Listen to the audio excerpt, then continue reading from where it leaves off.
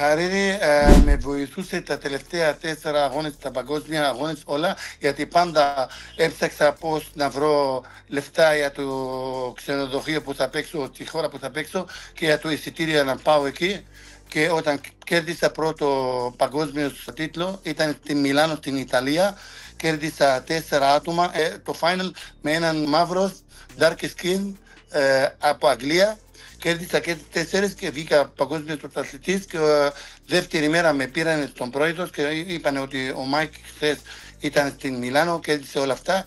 Με έδωσε τότε επιταγή 3.000 ευρώ και με είπε κάθε αγώνας από τώρα και πέρα θα έρθεις στο γραφείο, θα τους πεις εγώ πάω εκεί, θα σας δώσω λεφτά για το εισιτήριο και για το ξενοδοχείο και αυτά και χαρτζελίτη για τη Ζεύη και κάθε φορά που παίρνεις πρώτος έρχεται και παίρνει 3.000 ευρώ. Αλλά μετά δεύτερη χρονιά του βγάλανε μπόμπα το άνθρωπος και πέθανε. Και πάλι έγινα φτωχός.